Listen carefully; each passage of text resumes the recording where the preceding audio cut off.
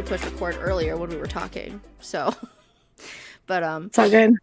But we're here now, and if you haven't already guessed, guys, because she only spoke like 2 words, but it is your host Rebecca tonight with a not really special guest, and that was a really bad intro. I meant to say not so new of a guest anymore. You're still special. Jeez, okay. That was a terrible intro. I'm still here. I am here again with my awesome co-host, who's you guys have known for a couple of the episodes, but I have Mollie here again tonight with me, and you guys must love her because the episodes I have her on with me have actually been the most downloaded so far. So our controversial conversations here have definitely been a hot topic. Well, thank you for having me on again. It's either that or the title. Honored. Yeah, honestly, it's either that or the title is so well looked up that that people just listened. Yeah, the last one we did. I guess we kind of know what people are into, what they. Well, the last one we did was family drama. Family drama. So that was the title of the one that we did, which has like about, I want to say 140 downloads. So it's quite up there. Compared to the other ones. And I know you guys out there listening to other podcasts, you're probably like, that's super low. Well, hello, I've been doing this for now 5 months, and without having too much of anything on social media or recordings, like video wise, this is all still like basically people just looking us up. So I'm pretty proud of where I am right now with just, being kind of a slow burner on starting this. I'm not going too crazy because I still have a full-time job. I also have a full-time job as a mom. And I'm just trying to get recordings here and there and doing this on my free time away from my 40-hour week. So, which has actually been more of a 50-hour week, 45 to 50 hour, because we've been doing OT. So I'm a little tired. This weekend is well deserved for a lot of people. So absolutely. I haven't even planned any big trips or anything. I honestly just wanted to use it to relax. And if we had time to do something, then we'll go do it. But I literally have told anyone, like, oh, if you want to do something, that's fine. We have nothing going on this weekend. And for most of you who don't know, it is Labor Day weekend. So for those, it is a holiday. Basically for those to have another day free, just for all of us to relax, be there with our families. So I'm not going to go in the technical terms of what it meant and when it was made. I don't really care. It's just another day free I can have from work. Yes. Okay, so should we get into it? Absolutely. Sorry. No, it's okay. It's a late night. Like I said, we're doing this on our free time, guys. And our free time ends up being at like 9 o'clock or later. And I know some of you guys are like, wow, that's still early. Not for us. Not with 3 kids. I would be asleep by now.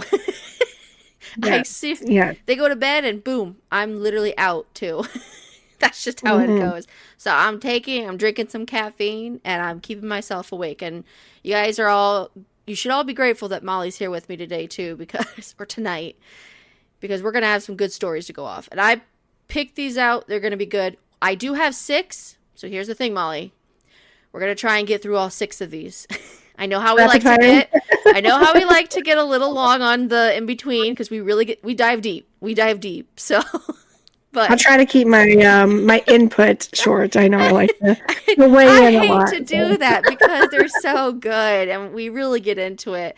But yeah, I really do want to try and get to the stories because these are all really good. If we don't, I have them in your folder, so we'll go through them again another time. But we're going to try and maybe not do this episode for 2 hours because editing our episodes are a nightmare sometimes because they're just so long. And it's not you don't want to cut out like all the things. No, there's a lot of I literally listen through the whole thing.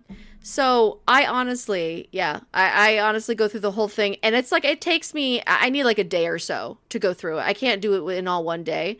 So I will say, and people are gonna know this now, but I just recorded Brandy with me today, and hers and I will be a lot faster to do. But I knew this was your day free, so I also wanted to. So I've done two. I've done two recordings today now. Well, thank you for being so flexible. I wanted to make sure that we had you, and then I'm going to take this week to do yours, so I can space it out, and then that way I don't make myself go crazy by having to sit in front of a computer even longer. Yes. So we all need a break. We need to shake it up. So if I could do editing in a completely different way that was easier, I think everyone would do it. But I don't know how. If you guys all have tips on how editing goes for you, how to make it easy for you guys not to be like just dragging it out, give me those tips, because I'm kind of dying here sometimes when I do it. I try and avoid it, and I know I can't. And I usually end up doing it the night before I post it, which is awful because then I have to rush and do it. So you might notice that sometimes if I don't cut out some crucial areas that we bang on the microphone or something. Oh, yes. Okay. So first story. Yeah, no, it is so true. First story is from Am I the A-Hole? 1 month ago. It's called Am I the A-Hole asked the neighbor to move their little farm stand because people are stealing my garden. So it starts off saying, my neighbor set up one of those pantries or farm stands where people can take items that they grew in their garden, pantry stuff, donated stuff, etc. In theory, it's a great idea, and especially in a time when life in America sucks and people are struggling to make ends meet, my family included. The problem, people started coming into my yard to pick things in my garden. I've put up signs saying not to do it. I installed rabbit fence around the garden. I've angled a tarp so that you can't see. That's where, from the road, people just hold their kids over the fence to pick tomatoes and beans or jump it. That's ridiculous. I ended up getting into an argument with a lady over it. I yelled, "Hey, stop. Those are not for you to take." She told her kid to move faster and then tried to run away. I caught up to her and asked her what the F is her problem. Then she turned to me and turned it into a "how dare I swear" in front of her child. Why am I so angry? And am I really that upset about a couple of tomatoes? I said I'm upset because you are stealing from me. The next day, I approached my neighbor. I asked if I could maybe help move it to the other side of their driveway so it's next to the other neighbor's house. They don't have a garden out front. They said at least not until the end of the season. I asked if they could make larger signs then, talk to people, or just do something. They were like, "Can you really not afford to share?" I said that they aren't taking my zucchini because they're starving. They're taking my tomatoes and zucchini because they want them. They said that I'm going to have to learn to live with it for now, and we can talk about a solution together that will benefit the whole community after. I said I do not care about a solution that benefits the whole community. I care about a solution that stops people from stealing from me. Yeah, he doesn't have a community garden. It's like, no. And wouldn't that be considered trespassing if you're like leaning over like a fenced-in area? You're trespassing. You're trespassing on someone else's property. Yeah. You even have signs out to tell people not to do it. You should just put a sign saying, "Do not take. I have pesticides on them." I don't know, something like that. I don't know. Or like put a sign and include like, "Please do not take video surveillance active," or something like that. We'll call police or something. I don't know. Yeah, that's so ridiculous. People are so bold today. There's no respect. The entitlement people have over the silliest things that it's like, it's just common courtesy. It's common sense. So that's just crazy. But so it goes on to say, so last night it happened again. Man in his 50s. I sprayed his butt with the hose. That's great. Oh my word. He started yelling at me, and after a minute or so, the neighbor came out yelling at me too. People have posted on the neighborhood board to be careful if they come by because I'm an a-hole. The neighbor says I'm scaring people away from a community resource. I told him that I'm going to continue until he does something about the effing thieves who feel entitled to my garden. I feel like I'm losing my mind here. Am I an a-hole for asking them to move it? Am I the a-hole for being pissed off that people are effing stealing from me? This is food for my family. So, and then he kind of after that says, first off, thanks for the responses. I've got some good ones. I'm happy that so many of you live in places where the cops would do anything about this, but this isn't the reality I'm living. Cops here would not give a crap if I sent them a video of someone picking from my garden. They would laugh that in my face. Be thankful if you live in a place where the police are useful. It looks like signs are the best options for now. Going to make signs indicating heavy use of pesticides, I said it, and repeating that they are stealing food from the mouths of hungry children. I don't know why the signs we already have aren't enough. Maybe more will help. I'm sure they won't.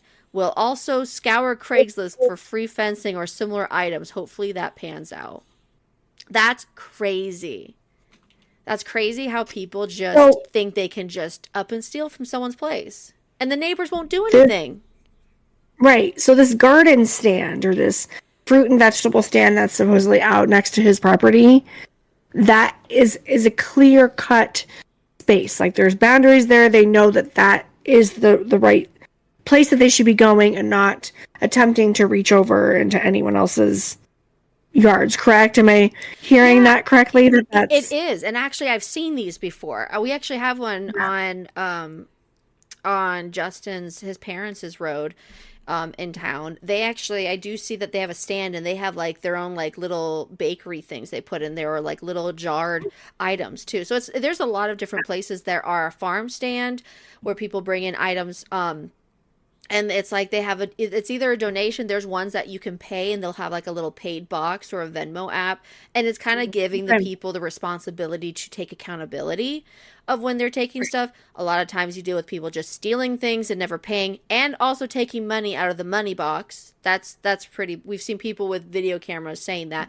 But usually you go up and it's just the stand. It's kind of on the sidewalk, kind of on the corner of the driveway.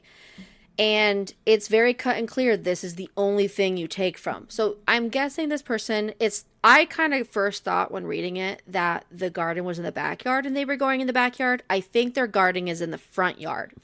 And and who knows, I'm guessing maybe the some neighborhoods have houses that are closer together. So I'm wondering if the neighbors are pretty close. And so the thing is, it's got to be pretty obvious that it is someone else's house and it is someone else's garden. And even if so, if you're going to go to someone's garden, why wouldn't you go to the stand first? And why is there even someone going into the garden when there's a stand? Right. And that would be the most obvious choice because the stand is made to look like it's available to the public. I mean, you wouldn't just because regardless of whether or not you decide to pay or do what you need to do, whether it's a free will donation or you are actually paying for what's on the stand, you're stealing regardless, whether you're stealing from that person's, vegetable fruit stand or you're reaching over and stealing from someone's garden. Right. Stealing in both cases. And they know it's wrong because half the time they're running if they get caught. So they know that's wrong. They know it's not for that person. And to now be singled out as an a-hole in the neighborhood, that sucks. No. That sucks really bad. Because you're being made to look like this bad guy when honestly no other person would want this happening in their own yard. So why can't you stand up for the person that they don't want it done in theirs? You should respect everyone's property and boundaries. Right. Like I get it. People want so many things for free. They don't want to work for anything. They don't want to pay for things, which I get it. We're all in that same boat. I get it. But a lot of people are homesteading and having their own gardens and making their own bread and doing XYZ things because they're trying to provide for their families. And it's not just simply a cost thing, but it's like the things that, are being done to our fruits and vegetables and food in the supermarkets and stuff. Why people are, going this route. Yeah. No, I do see a difference from today's, I think, than back, when, I guess further back when we were growing up and everything, because I kind of felt like everyone had that sense of accountability, they would take responsible for things, don't take what's not yours. I feel like people even had more of a I don't know, like more of a, they were a willing and a good, I want to, like I said, accountable person when like someone lost a wallet and they'd find the person who it belonged to. And I feel like, I don't know, I feel like I heard more of that growing up, and we were raised that way. And I felt like you just heard more of good things happening that way than you do today. Like every once in a while I'll see a story of someone like taking a picture of a phone saying, hey, I found this phone, or I found this, I just want to make sure it gets to the right person. And I'm like, those are good people. Those are good people. We want more of those out there. And I still think there are some people, especially in like our generation or older, sometimes younger, depending on how they're being raised, that are still like that are still respectable. They mind boundaries. They are responsible. They can be held accountable with, grace and all those things. But yeah, there are some people that just ruin it for everyone. It really is bad. So top comment was, can you replace your stolen items from the farm stand each time someone takes from your garden, you take from the garden stand? I honestly think that would cause problems with the neighbor. The neighbor's not going to be fine with that. Even though that is a good, I mean, that got, let's see, this story got like 19,500 upvotes or likes on it. And the person who wrote that comment had like over 16,000 upvotes. So people are agreeing with this. And I honestly don't think that's a bad idea. I do know, in reality, the neighbor will not be happy with this and think you're stealing from the garden stand when you have your own garden. But it's totally fair. If someone steals from your garden stand, or from your garden, thinking it's just as free as the garden stand or the farm stand, then you should be able to take something back for some, like, an eye for an eye.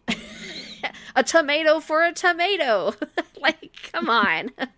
But I do not see the neighbor having any, not thinking that's a good idea at all. Right. Next comment was, I get the impression people are stealing from OP's garden because what they want isn't available at the farm stand or isn't as nice as what's in the farm stand, which could be slim pickings. They don't have the best pickings, and although it's donated, people are picky still, even if it's free. That's the crazy entitlement of people. It's like, even if it's free, people are still picky. It's like, but I see this area that's giving me great things right there in the open. Right. Yeah. You either, if you don't like any of those things, A, don't go to that farm stand. B, if you're in need, you're going to make do with what's there, especially if it's available to you, because it's free. You're obviously there because you need some assistance and you want those things for close to nothing. And if you wouldn't be, if you're really that desperate and needing a little bit of assistance and help, you wouldn't be picking and choosing. You would be grateful for what was even available or offered to you. Even if it wasn't your favorite meal, people would just still eat it so their bellies were full. That's something that I try to teach my kids too. It's like, unless you're asked specifically, hey, what types of things do you not like? So they're giving you like a choice or an option to voice your opinion because they want to appeal to you and cater to what you're wanting and needing. But I always say, I'm like, you know how many things that I've had to eat that contain mushrooms and tomatoes that I don't like those specific things in my meals, but because I was raised to be kind and polite and to be gracious and to be thankful for that person making me a meal when they totally didn't have to. They didn't have to make anything for me or have me in their presence. I'm going to just be quiet and be grateful for what's in front of me and eat it. Be quiet. No, it's like you would accept anything you were offered. And you don't get picky, you don't ask for another thing, you just would agree to whatever they offered, because unless obviously you were allergic to them, but honestly you would just growing up you would accept whatever they offered. When you went to a friend's house, when you were spending the night at someone's place, I mean, you always worry about your picky eaters going to someone else's house and being like, ugh. And I just try and get it through my kids' head. Like, you do not say you don't like this. You will just eat it. Just eat the food and be happy with whatever I give you. Eat it, make your tummy full, drink lots of water. And then when you come home the next day or whatever later that day, we'll eat more dinner or something like that from home. But it's like, yeah. It's just, that's my biggest thing with the kids that I worry about, is them being picky and being rude, saying they don't like it. And it's like, you don't have to like everything, but you can still eat it. And for this, it's like the same thing. You don't have to like everything that's offered to free, but just take it if you need it. If you don't need it, stop making a problem and go into someone else's place because it looks like they have something nicer. You are not entitled to someone else's property, even if you, and there's signs. It's not like it's like a mistaken, like, oh, I've mistaken that this isn't part of the farm stand. No, there's signs. So people, there's literal signs. People are just not, people know. They know it's not what you should be doing. They just do it anyways, which just boggles my mind. It's like, I am going to reach over your fence because I want to, because I see something in there that I want. It's like, it's all about me. It's such a selfish mindset. Yeah. But like, the fact that lady was like holding her, what was it, child or grandchild over the fence? The person said that she's seen people hold their children over the fence to start picking them. And that one lady did it, and then they got caught and they started running. And then she's like, how dare you swear in front of my kid? It's like, excuse me, ma'am, how dare you? Told your kid to sneak and steal and run away. Yes. You're telling your kid to be a thief. Like, how is that a good example? Swearing is the least problem out there. Yeah, I was going to say, I'm like, me cursing in your face is like the least of your problems. That happens every day in front of every kid on accident or one way or another. But you literally showing it's acceptable to steal someone else's food because you need it. That's horrible standards right there. Horrible standards to show a kid. So I'm sorry, that kid's going to be messed up by that mom because they just are accepting that it's okay to steal. It's okay. They don't need it.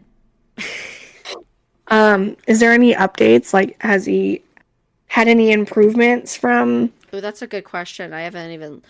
I would say, nope. No, actually, this person is not very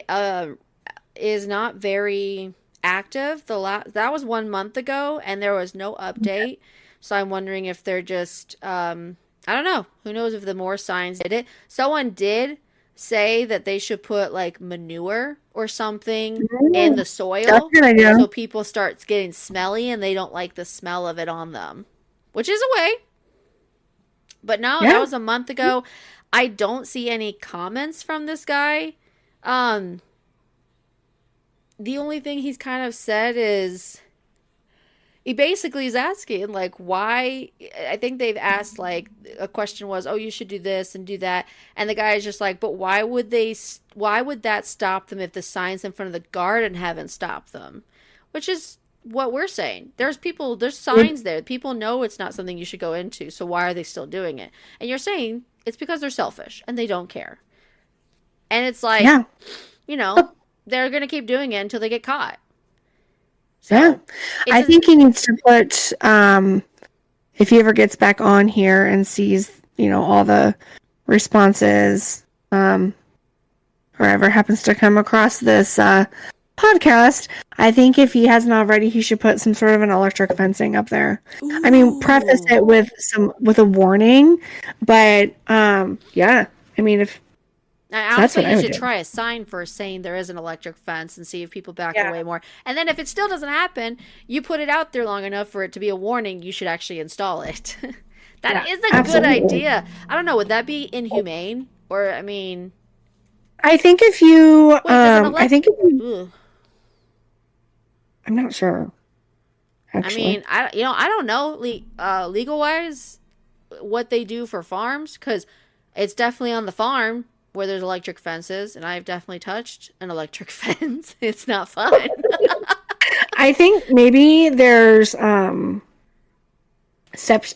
I think you have to take in order, like I wonder. I'm pretty sure if you were to like either go to the city or if it escalated to the point where he went to the cops, if nothing was working, then I think he'd have to like show documentation or like video of people um, reaching over his fence and grabbing things from his garden. I think there would have to be a process. I don't think Yeah, he could just throw up an electric fence and say, well, I'm just going to shock the crap out of anyone that reaches over my that fence, might be a little after like, inhumane. right, Or after I one don't. time. But Yeah, yeah. There's really nothing. Yeah. And the account, or not the account, but the post is locked for whatever reasons of the basically there was a bot that said this thread is now locked due to an excess rule of violations.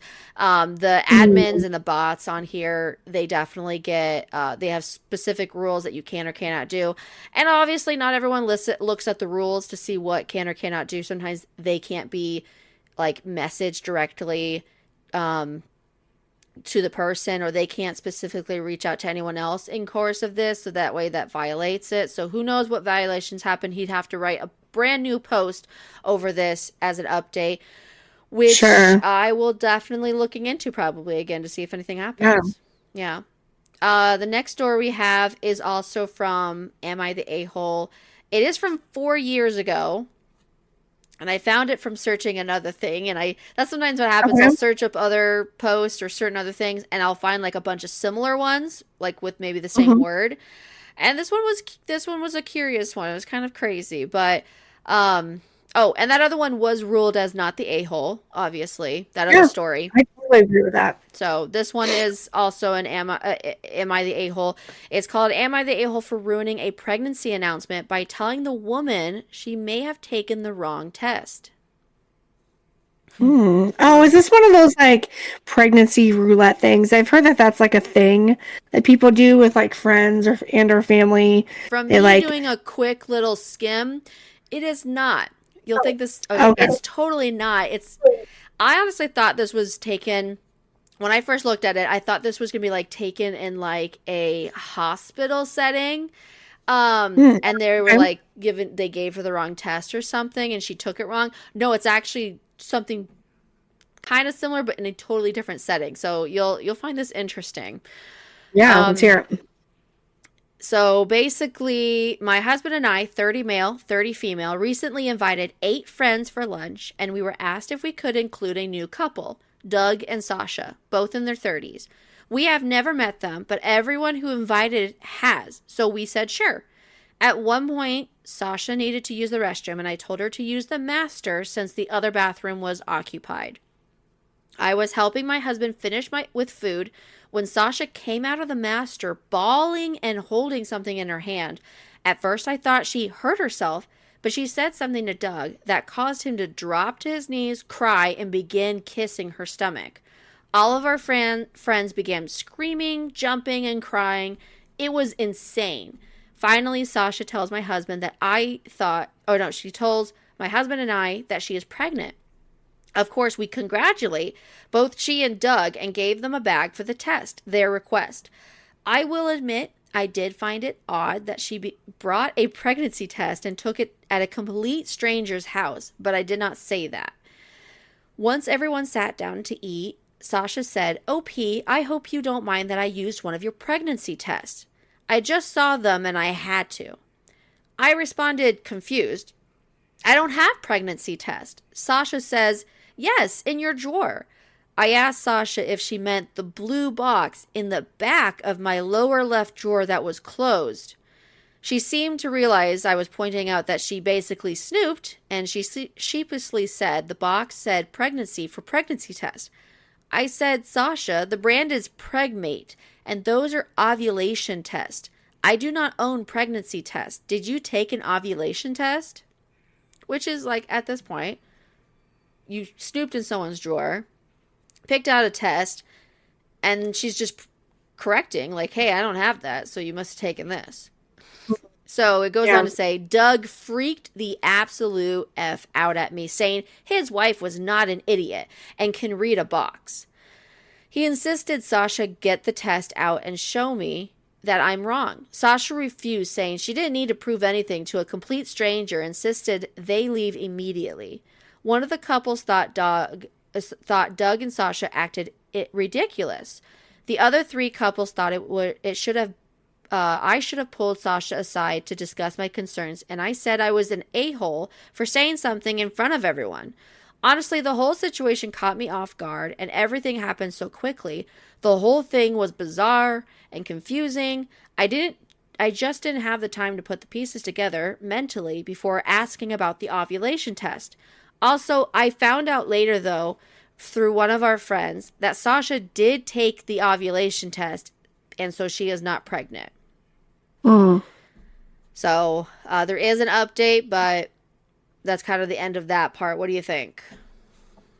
No, she's not the a-hole, because, like, first of all, you're, like, these complete strangers are snooping around in this person's bathroom, Right? and this person who's hosting this get-together, this meal or dinner or wherever, they don't even know this brand new couple. I think that's...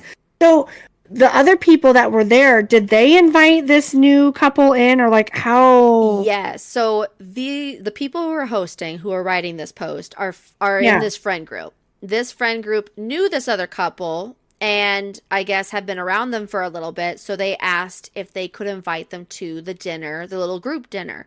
And so the OP writing this said, yeah, go ahead and invite them. So that's why at first she's like, that's so weird that she would bring a pregnancy test to a stranger's house that she's never met. And then we find out that she snooped in a stranger's house's, drawers that she's never met.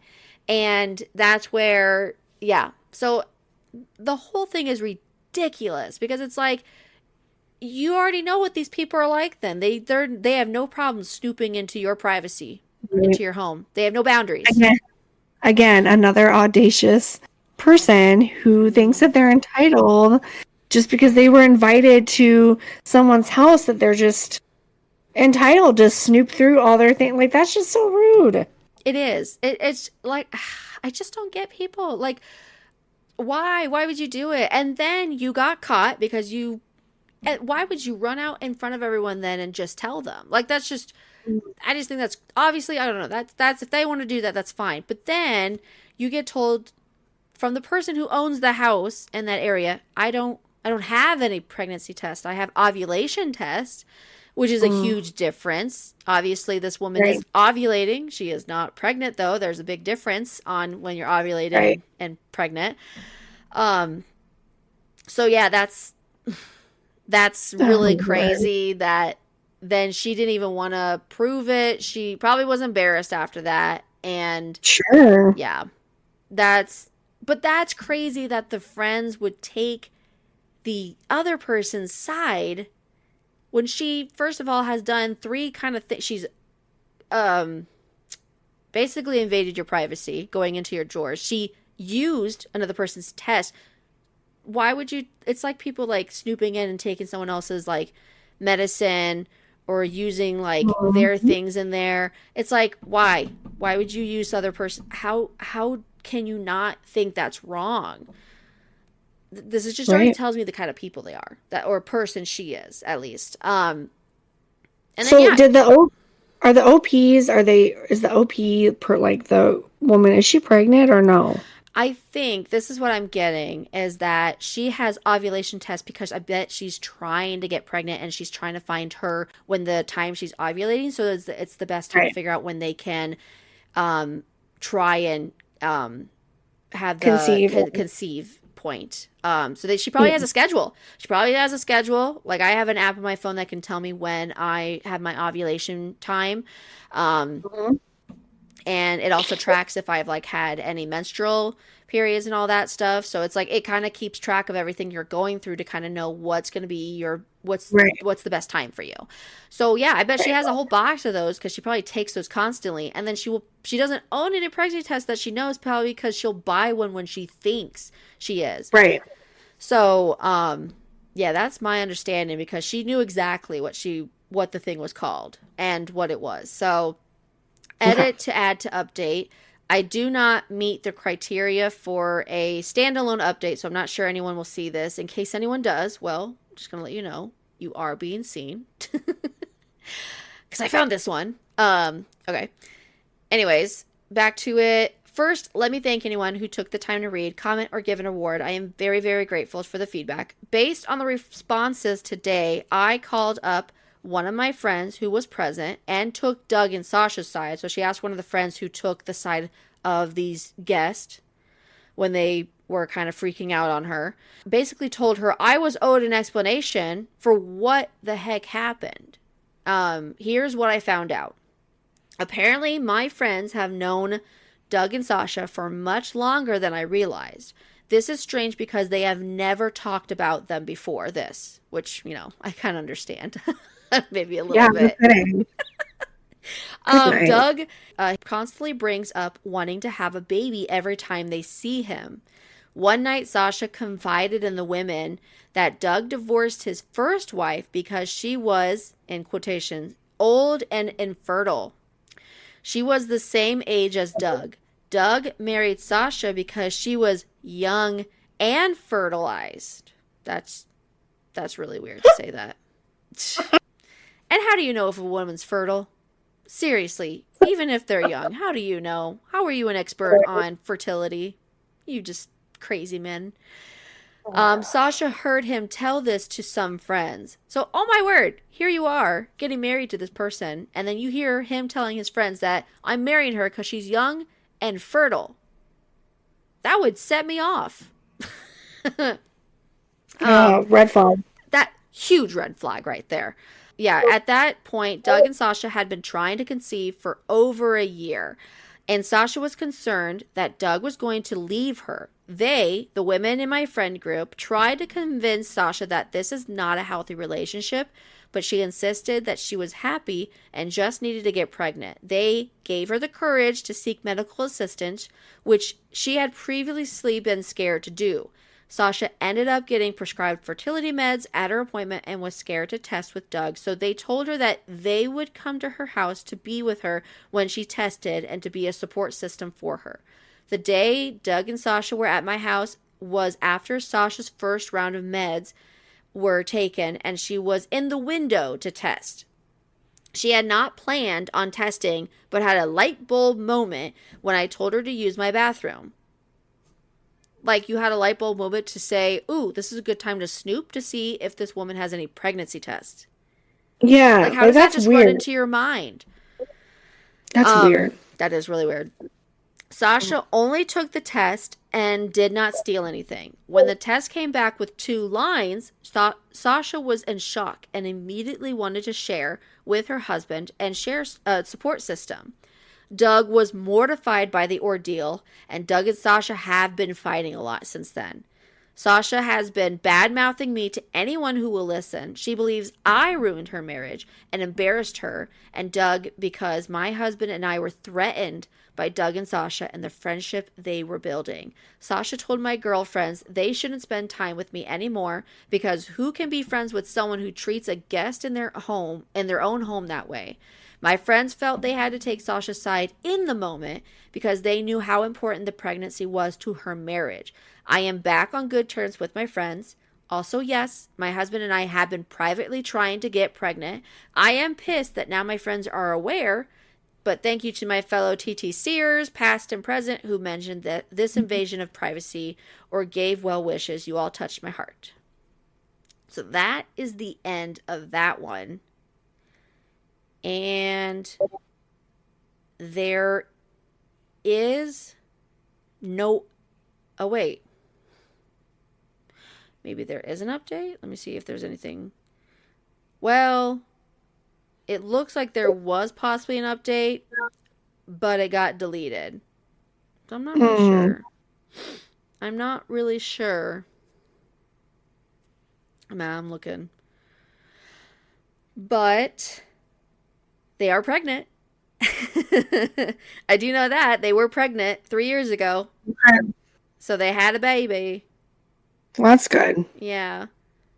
So I don't know what happened to the friend, but that kind of... Well, that whole relationship's just messed up for them. I feel bad. The Doug and Sasha. Yeah. I wonder, there's probably no way to tell if they ever got pregnant. Or even stay married. Oh, Doug and Sasha. I wonder if... I don't know. This was also dubbed Not the A-Hole, which I totally agree. Doug and Sasha, both in 30s. Doug had married his ex-wife, which was also the same age as Doug. So I wonder if he's in his late 30s and wanted to marry someone younger, which just because you're younger does not mean you're fertile. Which I think some people get misinformed by that. I don't know if they think there are more complications as you get older, but that does not mean you're infertile. You could be young and there could have been some family history of some medical issues. There could be a situation that you have a possible disease. It could be you have a low count. It could be the man's low count or him in the situation where he's maybe sterile. Right. And in some cases, I recently just found this out too, that in the case of miscarriages, a lot of the time, it has everything to do with men's sperm. Yeah. Now, I'm saying that's probably like 50 to 75% of cases, but it's not always the woman. It's not always like the environment inside our bodies too. It has sometimes everything to do with the man. So there is a lot of situations where it could be either or, but I feel like this man has never thought in a time in his life where he was ever in the wrong. I have a feeling that way. I don't know how he's gotten 2 wives. That's crazy. Some people just surprise me how they get how they're able to get a spouse and just the way they are. I feel sorry for Sasha because I wonder if she is a little bit younger. She's still in her 30s, so she should probably know better, but she probably didn't realize that Doug was kind of wanting her more as probably also the younger wife, but also someone to be able to carry a kid for him and to carry on his legacy. And I think it was scaring her after they were trying for a year and still no luck. That's when, that's when the friends are like, first of all, this isn't healthy, that you're so scared of him leaving you because you're not getting pregnant. He should love you for no matter what happens in your life, through sickness or in health. So I think I don't, it's so sad because I hear so many stories about people they can't stand being with their spouses anymore after the whole disease or sickness that they've maybe gone through. And it's like, if anything, that should bring you together. Like, I think it's the caretaking part. I think it's just draining them and they're not getting any, and it may be because they don't have the best support system outside of it. That's like, basically they're taking care of everyone, but who's going to take care of me kind of situation. And that is a very valid point. Absolutely. And you shouldn't feel like, oh, I'm going to just brush it off. I'll be fine because I should be thinking this way. No, you should have those thoughts and those concerns. Who is going to take care of me? But that's where you have to reach out and actually look for those support systems for someone to take care of you.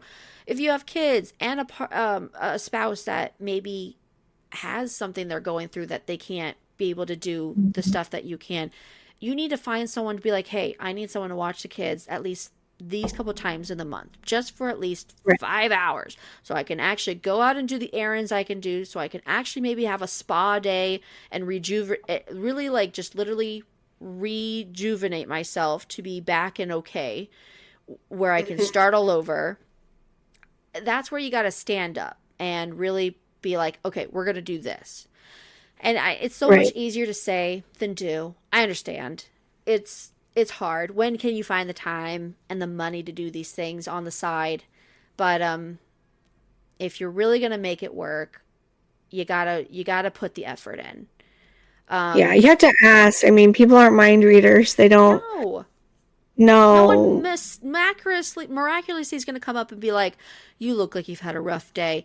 Let's do this. They might in the beginning when everything gets out there to everyone, like, oh, I've been diagnosed with this, and oh, I have Mm, 3 kids and I've had to deal with this. Like, everyone in the beginning is going to help. After a while, life moves on. You're still stuck in this situation where you're still struggling, where everyone's life is like, oh, we helped and now we're going to move on. No, you mhm. really need to keep moving out and be like, hey, I need a group of people that I can just vent to, that I can just cry to. Because I'm sorry, I cannot cry on how hard it is to take care of my husband to him. He will just feel awful about it. And I don't want to make him feel awful. I want him to get better. And I don't want to have to put this weight on him when Right. he knows how much I'm struggling. I don't want him, like, you can tell him how much you're struggling, but don't put it out that any resentment towards him about it. You need to go Right. to a group of some great people to talk to. And I will put it out there for people out there struggling, any problem out there, whether your morals are in the right or wrong with it. There are people out there that it's just, there's things battling on them. I've been listening to him a lot. I'm gonna put a shout out towards Justin, my husband, and Mollie for showing this person to me. But I've been listening a lot to the Dr. John Deloney show. Mhm. He's on YouTube. He's on most streaming platforms with his podcast, but he is wonderful to listen to. He has real life people call in every day with like a variety of problems, usually with marriage, with a situation, whether they've, like, I've even heard stories where they've been in affairs, people going on with problems with their children, with grown adults, with their elderly parents when they've done things in their lives. Like, there are so many things they cover. And it's really comforting to listen to him because Uh, does he He have offers, the answer to everything? No, but he has a great way of finding out where's the support you're going to go from there to help right. maybe change your course on life. He offers a lot of practical next steps, and I think he just simply gets you to start thinking outside of you, like the current situation, and just by asking questions, like questions you wouldn't think to really ask yourself, or if you do ask yourself, certain things when it comes to next steps in repairing a marriage or getting out of something abusive or dealing with, children or aging parents or whatever the situation may be. Even if you are asking yourself those next step questions, just hearing them from someone else gets you to think about those things in a new and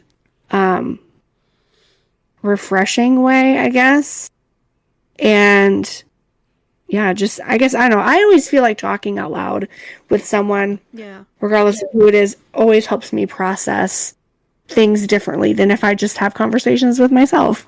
So, No, it's really good. It's really good to, you could talk to yourself so many ways or look up things so many oh yeah. ways, but when you have that person that you can confide in and Mhm. just know that all I'm here is to vent, and you might not have all the answers for me, and that's okay. I just need to talk to Right. someone. I need to talk this out with someone. I need to get someone else's opinion and be like, can you just, in your opinion, it might not be the way you think that I need to go, because not everyone has their right to their own opinion of what they think. Now there are obviously your morals of where it could be going more right or wrong, but that's why sometimes there are tricky situations that are not just black and white. They are in that Right. gray area, and that's why sometimes you got to think outside of the box on not every situation can fit with this solution. Sometimes you gotta go back and forth and just ease it out to see how we can go. But we're gonna go to the next. We're gonna go to the next story because we're gonna get stuck on this. Number 3. No, it's fine. I honestly did want to put him out. So shout out to the Dr. John Deloney show because it is amazing. You guys need to check it out. It's kind of like Reddit. It's literally real life problems. They're just people calling in and telling him in real time. Yeah, and he's really great. He's really great. He's got great solutions. He's a real cool, chill guy. And, well, I wouldn't say chill. He's pretty energetic, too. But he's really great to listen to, that's for sure. Our next story happened 7 days ago.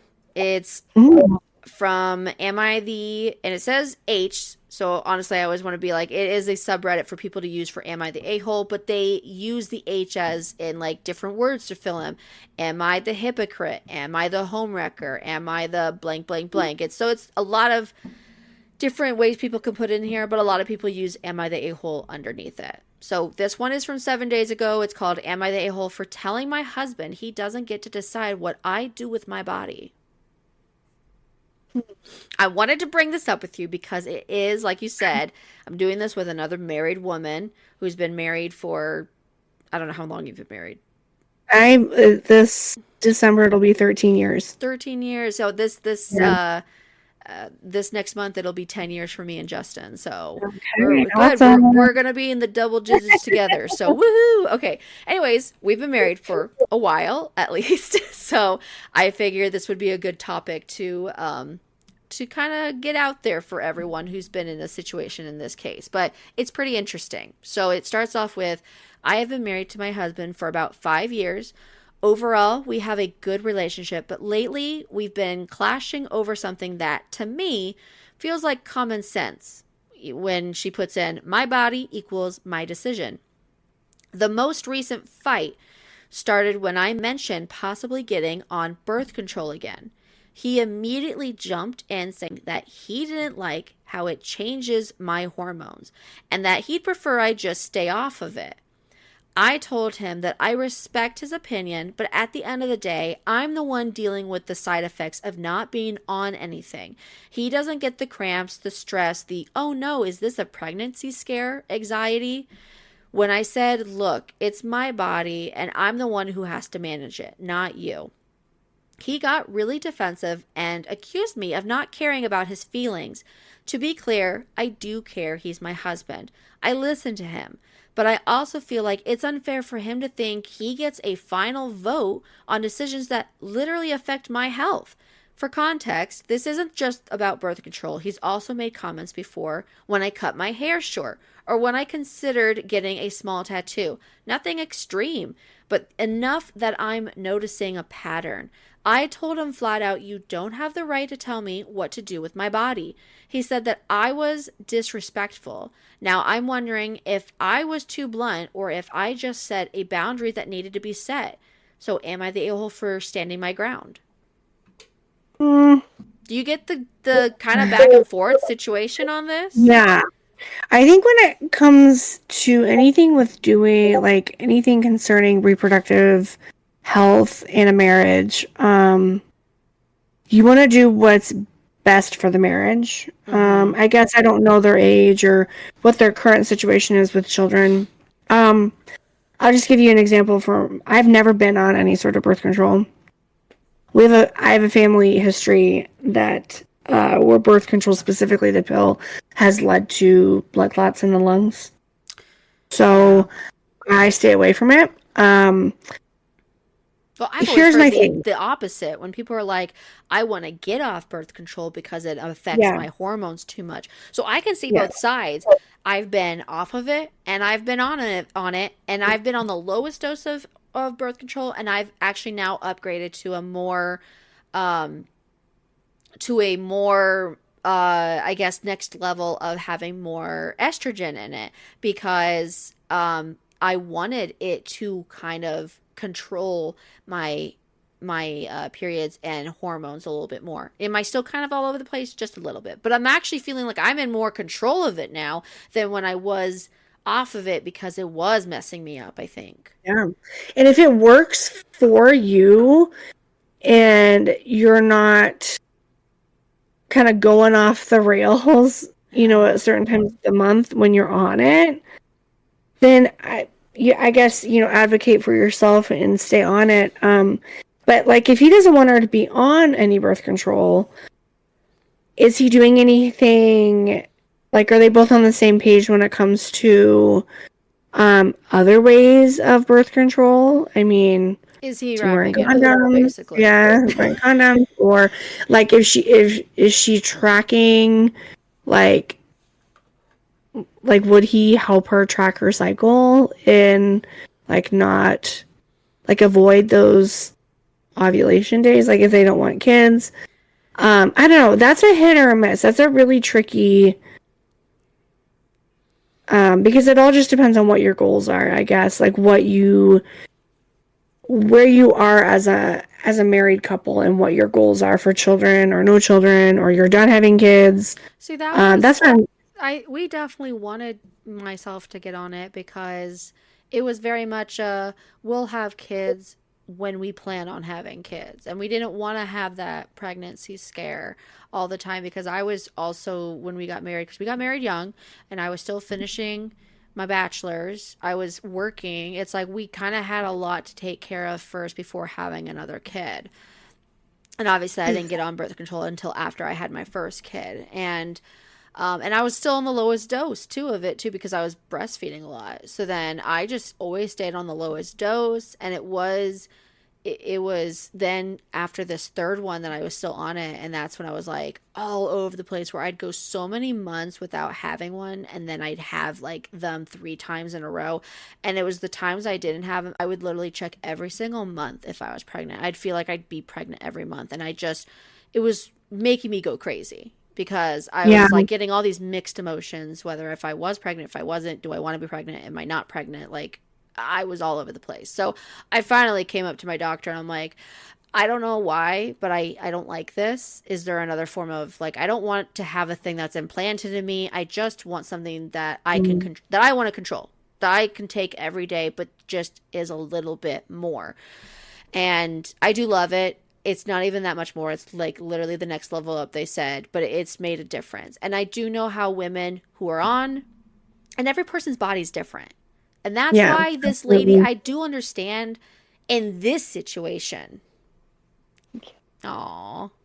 He's so sweet. He's bringing you some food. He's gonna go down. He's gonna come down here and play for a little bit. Oh, Thank nice. you.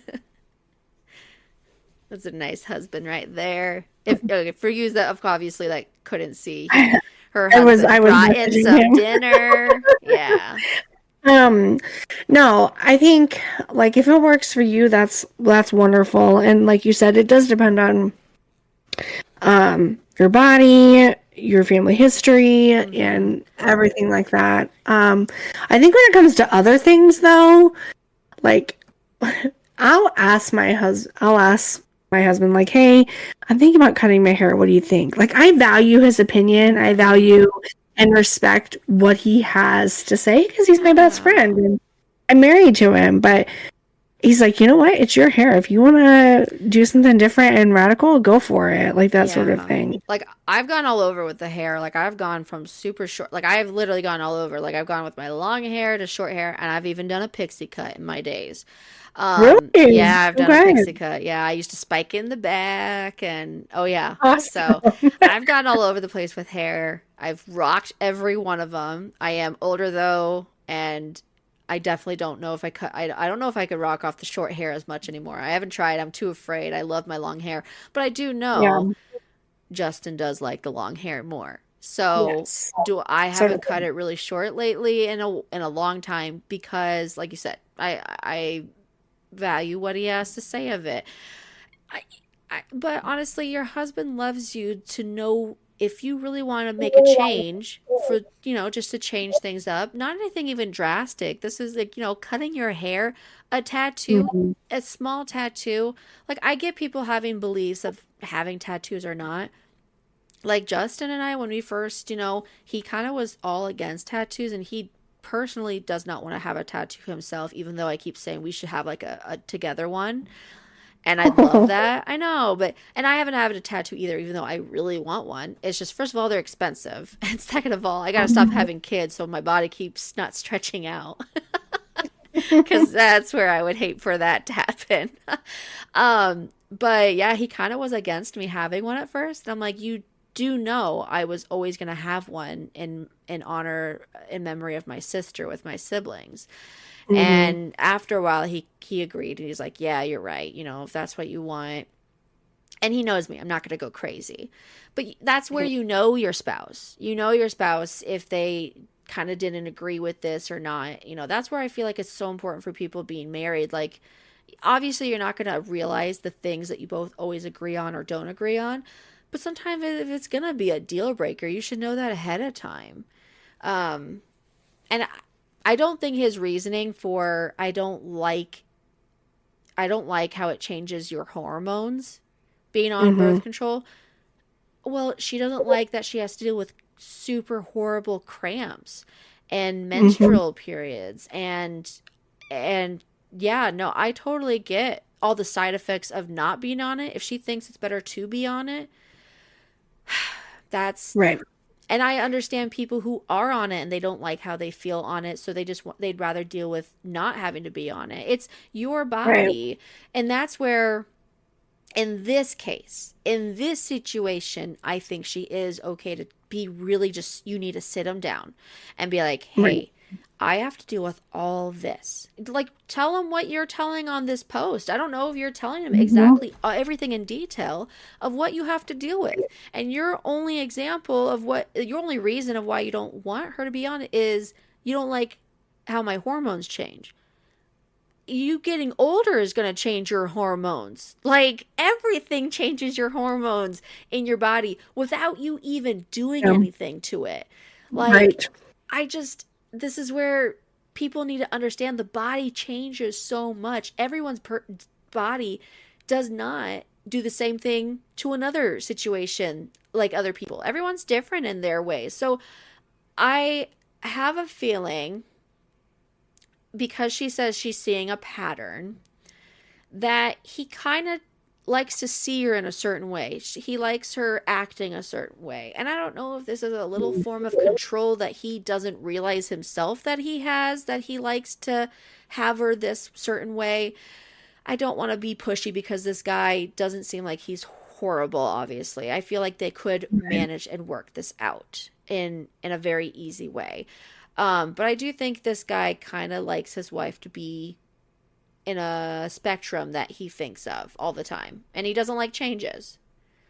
I think he likes her how she is and he doesn't like to see her change. And I'm like, change is good though. Change can be nice. Mhm. You're married to the same person. They're going to change who they are within 5 years. Well, yeah, you're not going to be The same the person. same person you were like In your 17, 18. Yeah. exactly. Teenagers, 20s, 30s, 40s. We all change.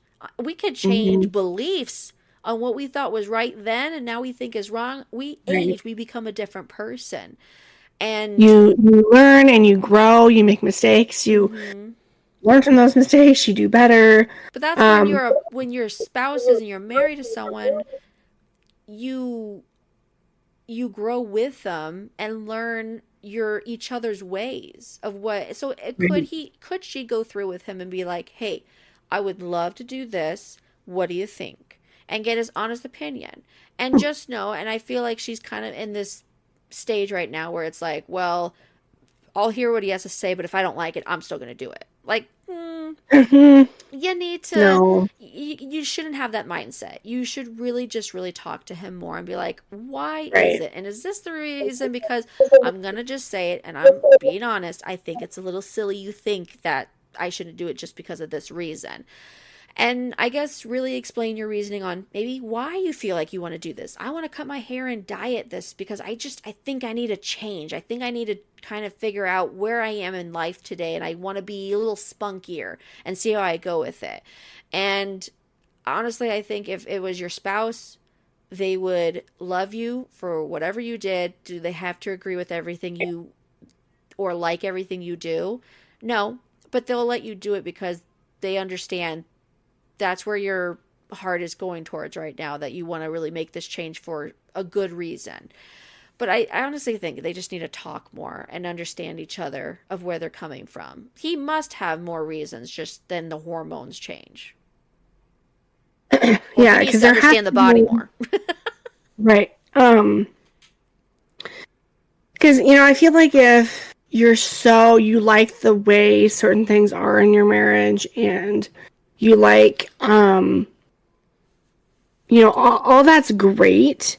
And that's why you can have, like, that's why we're created to have memories and to look back on times that we really enjoyed, to look back and say, that was a really good season in our marriage or what have you. But like, that's why you don't build your marriage on superficial things like that. Because then when things do ebb and flow and change, it's going to be really hard for you to continue progressing on in your marriage joyfully and happily, because you clung on to this like false sense of, I don't know, whatever you were, the very surface level, whatever, in your marriage. Yeah. No, I just think, yeah, you guys are, I don't know how long you guys have been married. Oh, wait, let's see. My husband they've been married for 5 years. There you go, 5 years. Oh, bless. That's still like barely out of the newlywed stage. I know. I wonder what they're going to be like with the 7 year itch. So, Oh, they are very young in their marriage still, but it's been 5 years. They might, and I don't know how old they are, but obviously, like I said, 5 years, you could change yourself and want to be different.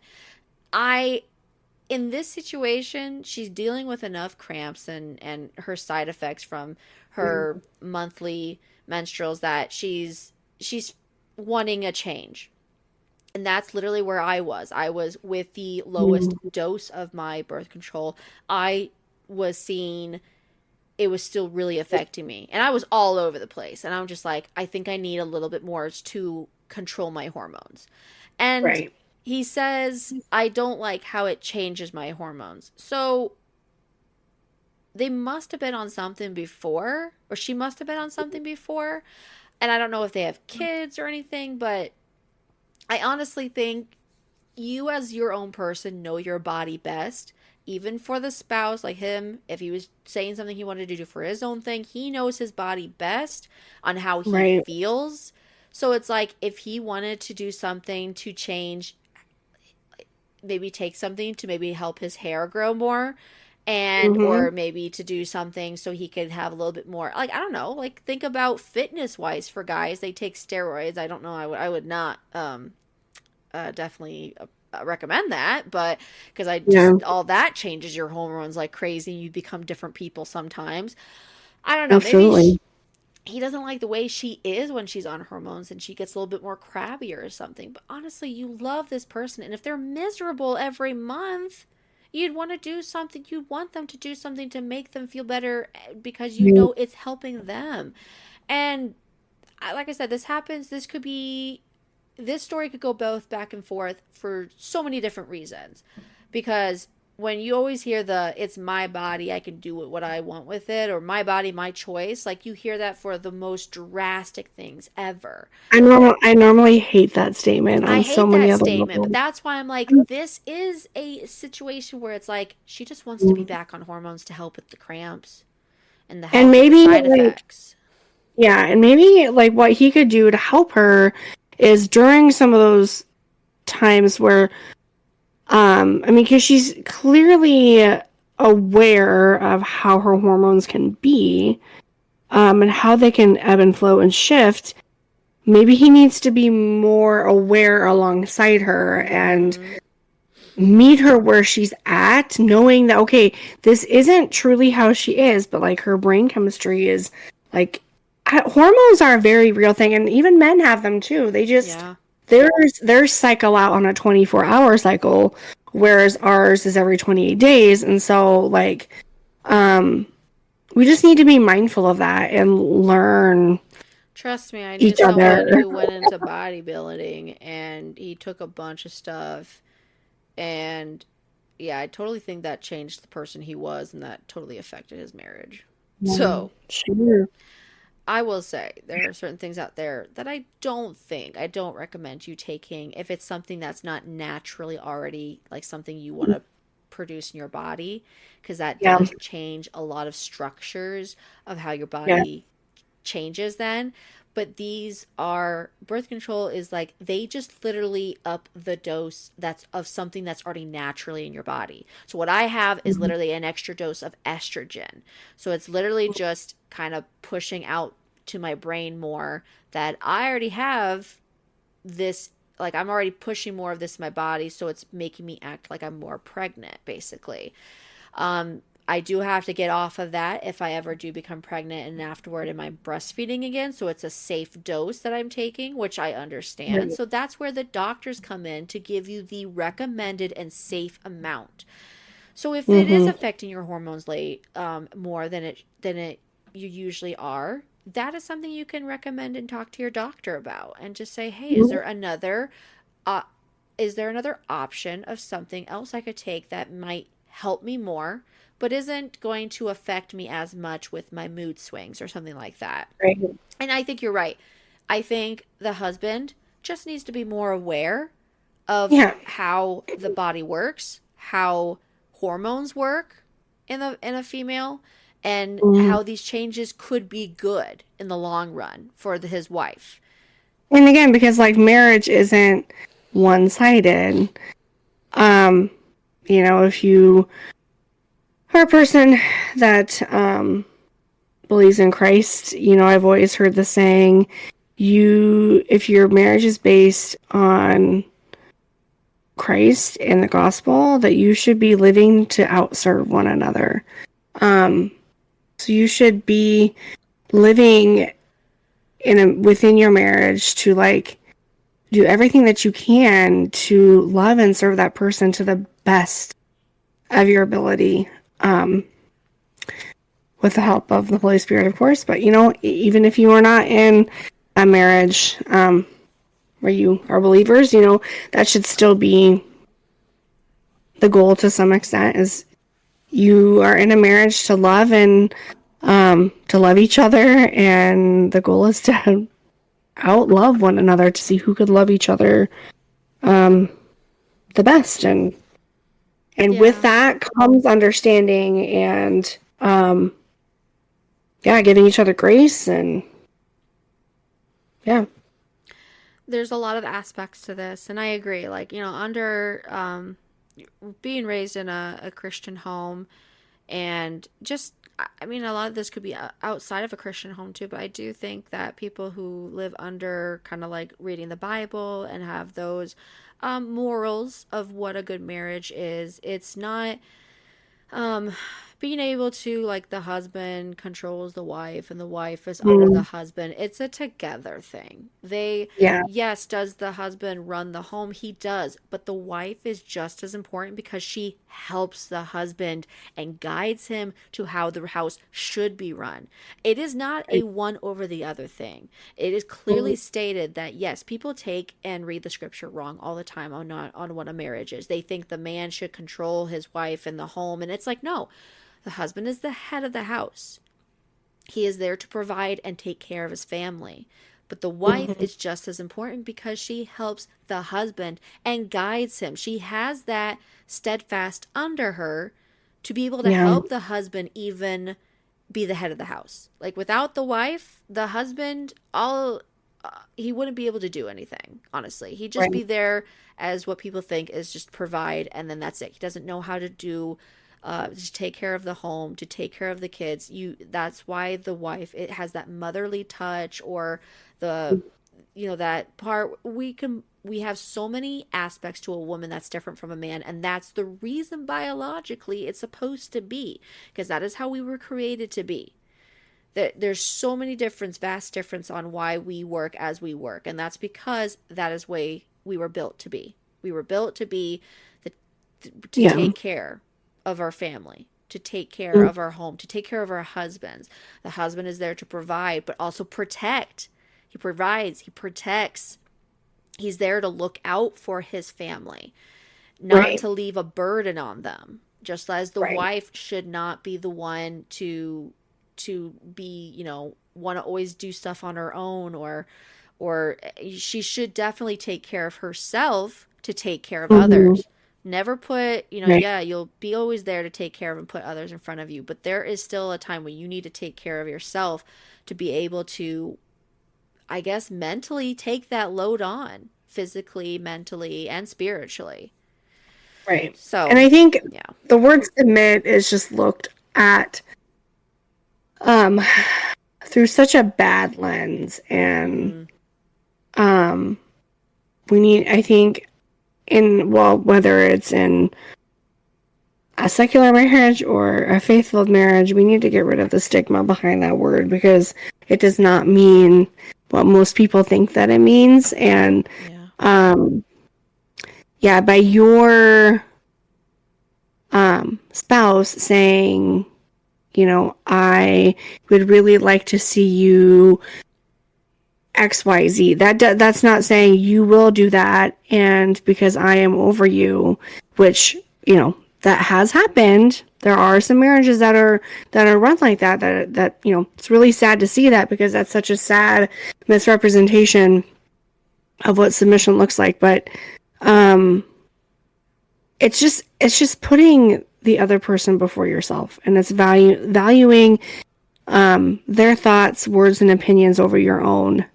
And I think in the long run, just simply putting your spouse before yourself in the way, like, while still taking care of yourself and not neglecting your role in the marriage, but just simply putting your spouse before yourself, I think, Mm-hmm. is more gratifying in the long run and brings you more joy. Well, I'm going to tell you something. There's an update on this. Okay, let's hear it. So 2 days later, I didn't even know this until just now. I was like, I was actually going to put this away, thinking we were going to go to the next one. And I'm like, oh, yeah, maybe I should check. And I did. And thank goodness I checked, because there is an update. So Good, good, good. two Hopefully it's a days good one. later, yeah, she writes, thanks to everyone who commented on my last post. Reading through the replies made me feel less alone about this and gave me some perspective. Now, I do think I looked at a couple comments while we were talking, and a lot of people were saying, like, well, tell him how he'd feel if he got to do this to his body. And then a lot of people were being serious, saying, I'm not telling you to go change his body, but maybe you need to talk to him more about how you feel about him commenting more about how he wants you to not do or do these things. Um, so yeah, I think a lot of people are like, you just guys, you need to sit down and talk to each other, because you need to know how you need to make him know how you don't feel well about this. Um, so after that argument, things were a little tense for a few days. My husband didn't really bring it up, and I decided not to push it right away. A couple nights later, I started the conversation again, but this time in a calm way. I told him, I'm not ignoring how you feel, but this is about my health and my peace of mind. If birth control helps me feel secure, then that has to be my decision. To my surprise, he actually listened. He admitted that he reacted defensively because he felt shut down or shut out, but he also acknowledged it was unfair to expect me to handle all the risk and stress on my own. He still doesn't love the idea of hormonal birth control, but he agreed it's ultimately my call. We also talked about the other things, like his comments about my haircut and the tattoo. I explained that those remarks made me feel like he wanted to control over me.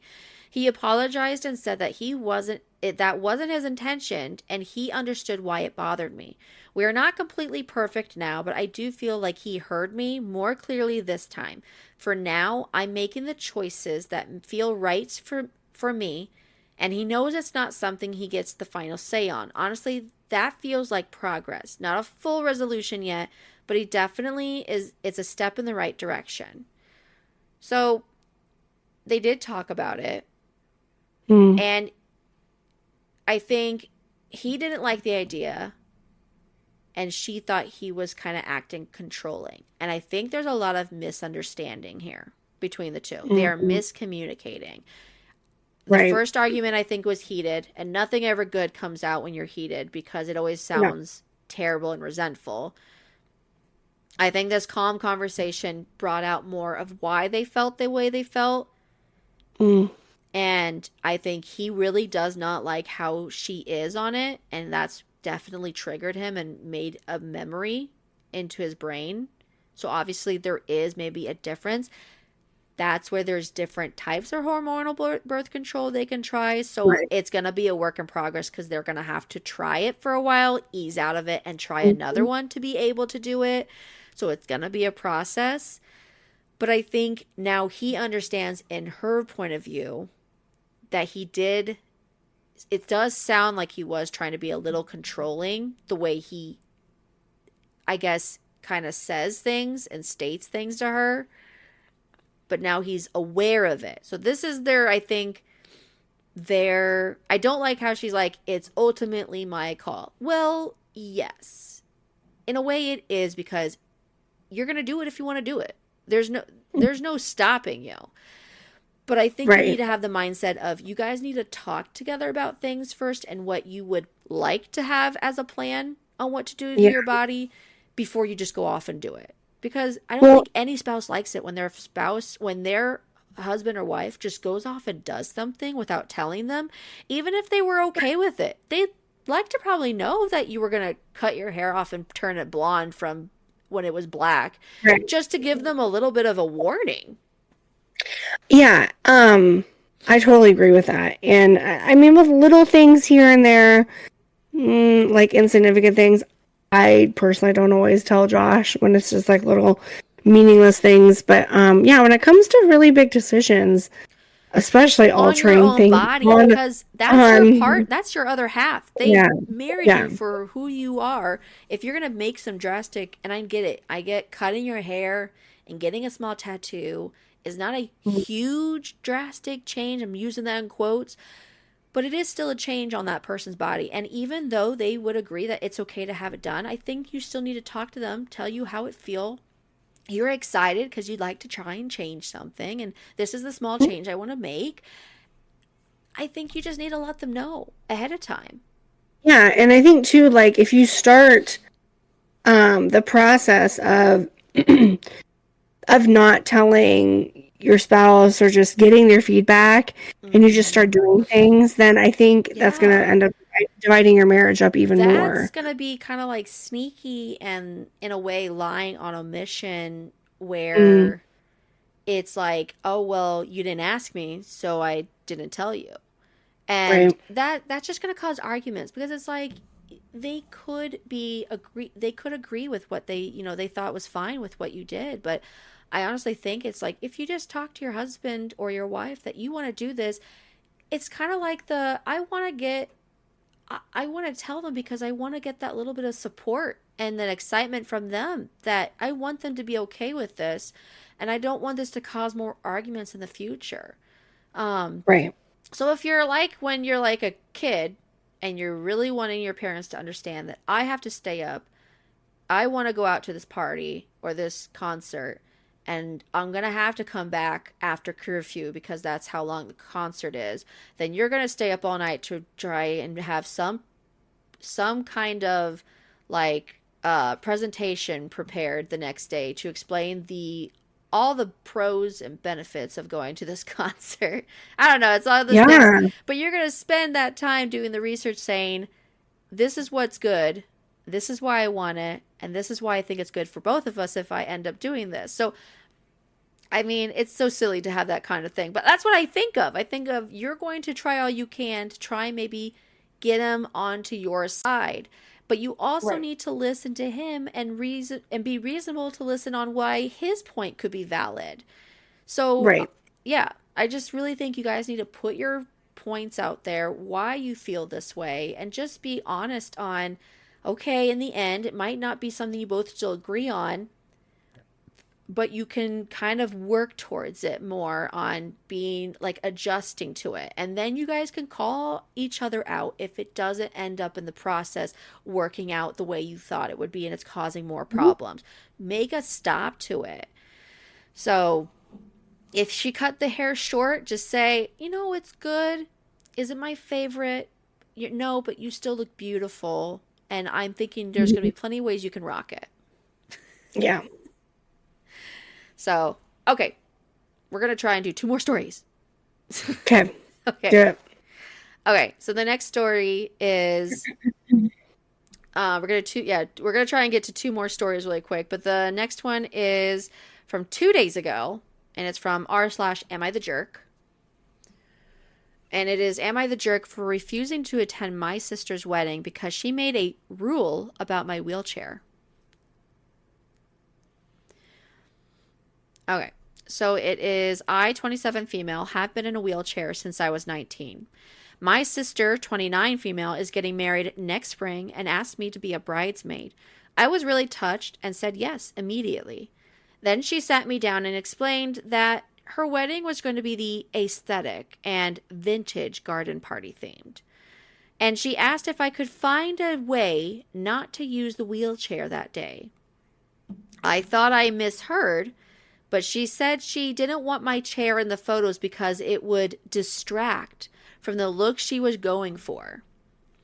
I told her that that was impossible and honestly insulting. She backtracked and said maybe I could just sit in the back so it's not as noticeable. I was devastated and told her if my presence in a wheelchair embarrassed her that much, I wouldn't come at all.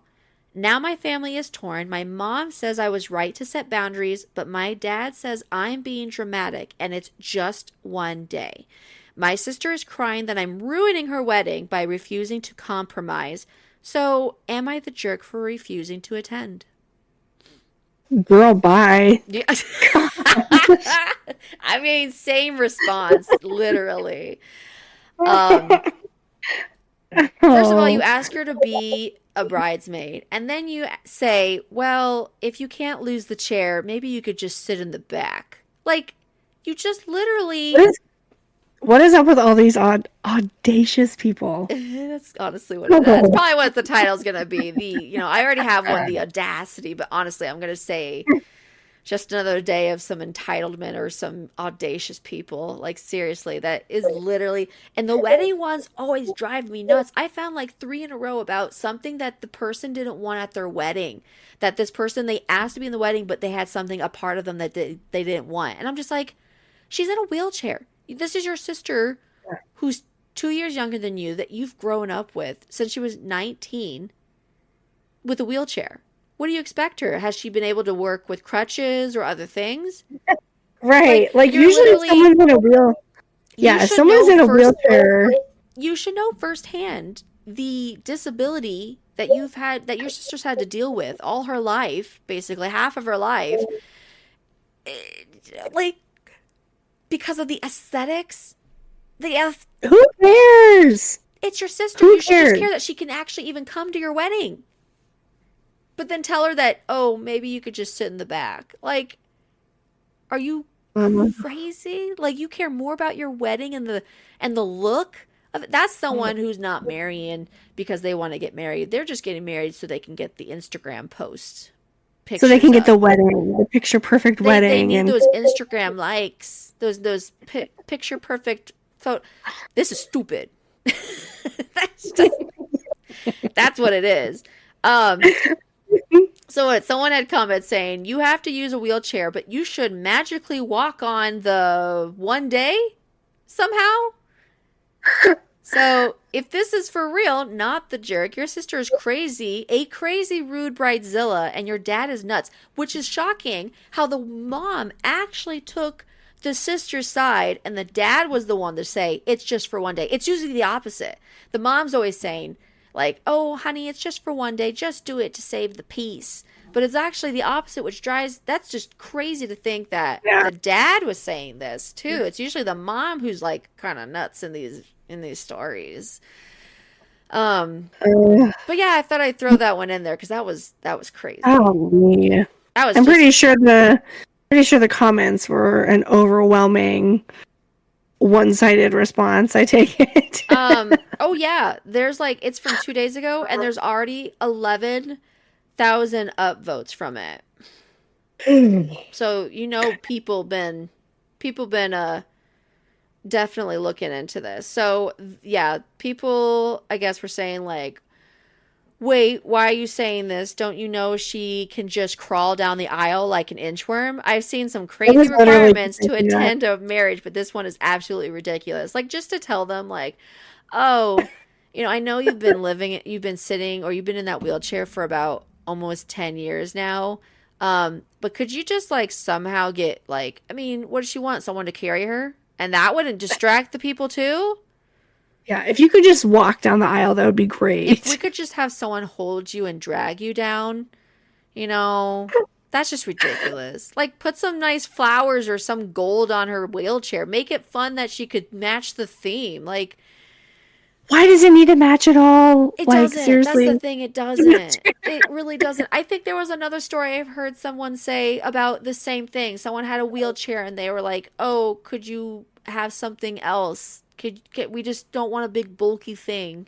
Like, someone actually even tried taking this person, not this person, it was another story, but they actually tried having someone steal her wheelchair away at the time so she wouldn't have it at the wedding. And I'm just like, you're taking someone's literal way of transportation, of being able to literally move around. Like, you're messing with a disabled person. That's so bad. That's so bad. And it's your own sister, of all things. Of all people, it's your sister. And like, I should have been both parents siding with the sister in the wheelchair, not with You would the think. bride. You would think. But it is not. No, it's not. So, yeah, I thought I'd throw that crazy one in there because it was pretty short and sweet. But, and then it's only been 2 days. So there wasn't any updates or anything yet. But, oh, it's like wedding season. And I'm definitely going to have probably an episode with probably a couple of them of just crazy wedding Weddings. stories. Oh yeah. The amount of crazy wedding stories I see, like, I got to have a whole, like, at least maybe 2 to 3 episodes of it. So you'll probably definitely be in one of those cuz just one after the other. And we're all going to be like, the audacity. These audacious people are just crazy, All right, let's finish off with one more, and then let's go to bed. We got church in the morning. We got to get up. Okay, so this one was originally, it's kind of an old one.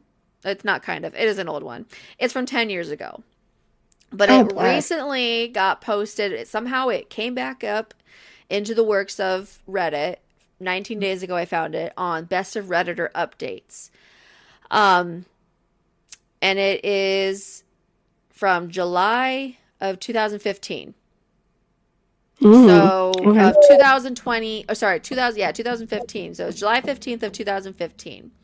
And it's called it was originally placed on Our Relationships, and it says, I, 30 male, just found out my girlfriend, 28, of a year plus, had a whole life I knew nothing about, right as I was ring shopping. Any advice? So we're going to get into it. I have been dating the most amazing woman for the past year and a half. I have been in puppy love before, the kind where they're all you can think about and you smile when you think of them. And we have that too, but she has also brought to me this joy of being together, but not together. The magnificent way you can just be alone in the same room, her reading a book, me doing a project, and really knowing someone. Knowing how her mouth crinkles when she thinks, the way the rain makes her feel, like all the stories of her childhood, all the things, the little things or stuff that makes her a person. At least I thought I did. I was shopping for a ring and had been dropping hints that made her smile, and we would plan this little suburban life, a deck with a grill, a goofy puppy, and a piano. We talked about baby names and vetoed ones. We have the joke names Trevor and Trevina. We'd pick out paint colors and flooring at Lowe's and giggle little idiots. I was 100% confident. I just hadn't chosen a ring. She didn't want a diamond, but you didn't know what she does want. Then I got a Facebook message today from some guy. He said that he was her brother-in-law and that she had blocked him on Facebook, but could I please pass along a wedding invite, and it would mean a lot if she was there. I pressed for more details, and it all came out. She was married before to a guy named Brendan, and they had a little boy, Sam. She told me before she didn't like that name. The son died in a car accident, and afterwards they had an ugly divorce and she cut ties. 5 years of her life I never knew about, and I don't know if I ever would have. I think she was never going to tell me. I felt sick about this all day, made up an imaginary sickness to sit and think by myself, and I feel paralyzed by it. This morning I knew her, and now I don't. I don't even know how to bring this up or what. I definitely can't go by the ring and pretend. At the same time, I want to be with, and I am hurt, but know that this was horrible, that she went through something unimaginable. But I don't know what that means for us. Am I just a distraction? Is this something else? I just don't know. Any help? Okay, before we start talking about it, can you go back over and read that name that they had a... I kind of laughed at that girl's name. Trevor and Trevina. Sorry. They just sound so funny to me. Okay. I just had to laugh about it. We have the joke names. Trevor and Trevina. What is with Trevina? Honestly, all I think of is when I hear the Trevina, I just think of trivial. Or, I don't know. Trevina. Sounds like a car brand or something. I don't know. Thanks for a lot more funny. I'm so tired. I can see your hands over your head, and I'm like, I gotta probably check in and see, like, hey, are you still there? Okay. Well, kudos to this guy for having, like, his whole next 5 to 10 years mapped out. I mean, kudos for him for not, like, I guess he's maybe freaking out, but to just hear that you've been with someone for over a year and a half, and to find out they've had, like, over maybe these 5 years you didn't even know about, that they've been married, she's had another family, and then that son passed away, and she cut all ties from them, and she's never once mentioned that. Would you think that would probably somehow slip up and come out at one point? You would think. I mean, see, I don't think I could have that written, like, just keeping that from anyone. Like, I honestly think I would go crazy to know that the person I really love and I'm even thinking of having another, like, a life with, that I would never, like, at that point, when you didn't tell them, like, at least maybe the first 5 to 6 months that you've been together, if you haven't told them then, like, do you just never tell them ever? Like, do you just keep up with it? Or, like, that is so crazy. It's been a year and a half. Clearly, I don't know. Clearly, this brother-in-law reaching out, like her former brother-in-law, reaching out to this new boyfriend, that would be a good place to start talking. Like, hey, I had not even use your brother-in-law. Just say, hey, I had so-and-so, whatever his name is, reach out to me in a random message. Do you know who that is? Honestly, like, I bet it would all come out after that. Yeah. Play dumb for a little bit. Like, this guy is saying he was your former brother-in-law. Like, what's going on? Honestly, I would. I'd be like, hey, Steve, what's his name? I had this guy named Steve, what's his name, reach out. He did say he was your brother-in-law. He just wanted to pass along a wedding invite, and he would love for you to be there. And she'd probably just, like, look at you with the face, like, her color draining from her face. And you just probably add very chill, like, yeah. So, you've been married before? Tell me all about it. Like, don't be, like, don't accuse anything. If you love this person, never come out being like, why didn't you ever tell me this? Why? Don't be so mad at her. Like, literally, there's probably a good reason she did not want to tell you this. Yeah, and don't be, like, accusatory, and don't think, oh, well, now I can't get married because she had this whole, like, past life that I didn't know about. Who cares? If you truly love her and you are making plans to get married, then just have an open conversation. I mean, they've only been together for, like, what, a year and a half or so? A year and a half, but I don't even know how old they are, because in a way he's just like, I've been with her enough that I want to marry her, which is awesome. I mean, it's a year and a half. If you want to marry someone and you know, this is probably good this all happened before that all happened, though, because Yeah. obviously now you're understanding a part of her that was so big in her life that she was never going to bring up. And I'm kind of glad Right. this did. This was probably a miracle that this happened before to really see how she handles this. And sometimes I was saying it's the bad things that happen in life or the things that you have to deal with together. That's how you Mm-hmm. understand how they're going to handle situations. And that's how you know if they're going to be there to help and support you the whole way, or if they're going to handle it so bizarrely and so wrong that it's just not something you're going to want to be a part of. Right. But like, you're not gonna know everything about someone Mm-hmm. in a year and a half before you get married. Like, I do Yeah. think, yeah, that is a big thing, but at the same time, too, maybe that obviously, like, I'm pretty sure once he presented her with a ring, um, she At least probably by the hopefully would have been engagement. more forthright. Yeah, Yeah. she would have been more forthright with that information because it's probably still a very sensitive subject for her to talk about, too. I mean, she Yeah, lost her son, having a and child, losing a child brings in, and she had an ugly divorce.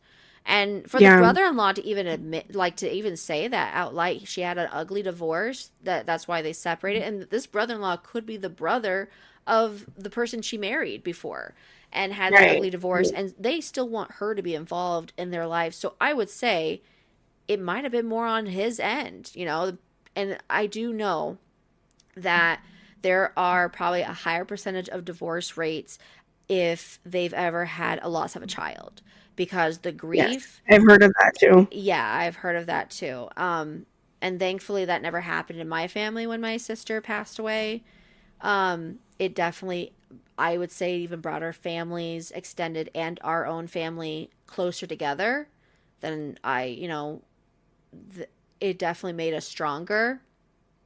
And Right. truly because I think we had a peace and understanding knowing that, yes, she was taken way too soon, but we knew where she was, and we had a peace that we knew that Hmm. from her death, others were definitely brought together because of her death and her message in her death.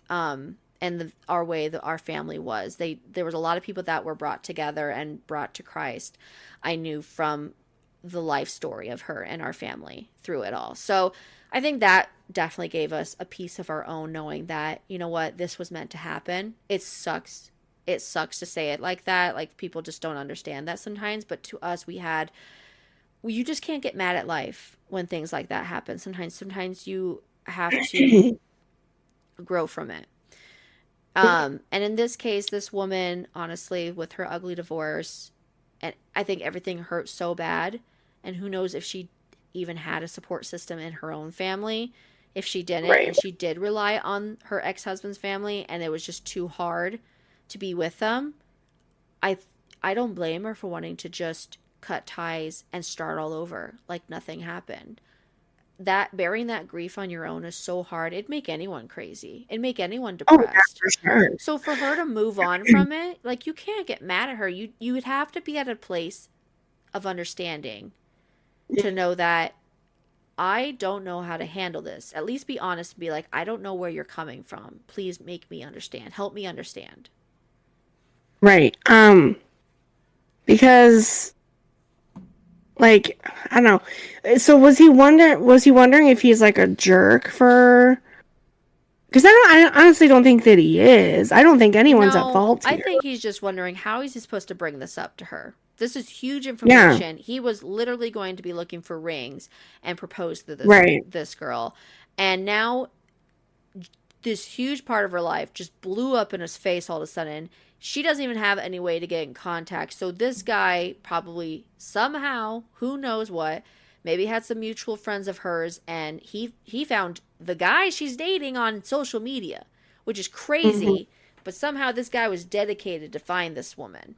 The brother-in-law was trying to Right. find the girlfriend, and so I think his thing is, like, I feel sick because she's been hiding this, but I don't feel mad because this probably sucks that this happened to her. It's like I think he wants to know, how does he even come to her with this? How does he even like try to bring it up without making it just all over the place, making him and her as comfortable as possible? We do have some comments. Someone basically starts off just saying, "Oh man, what a situation. You are probably not a distraction. And this is probably not something she does. This is not okay, not by a long shot, but it could honestly be that she was hoping to just outrun the grief, to run or to not have it be a part of her anymore. When you go through something awful, it's a lot easier sometimes to only be around people that you don't know about it." I guess they even noted saying Rudyard Kipling even wrote a poem that talks about this. The lines, it says, "There is knowledge, God forbid, more than one should own." Always suggested to me something that I learned as a teenager. Sometimes when people know you've been through hell, when they look at you, hell is all they see. It holds you there. It makes it really hard to outgrow the horrors of the where you've been when you can see it reflected in people's eyes. So from my perspective, this is what probably not an attempt at manipulation, but instead an attempt to just not be that person anymore. Not be the grieving mother, not be the injured ex-wife, not be the divorcee whose marriage and relationship with family was shattered. Even now, her ex-brother-in-law wants her company. That does not tell me that she is a bad person.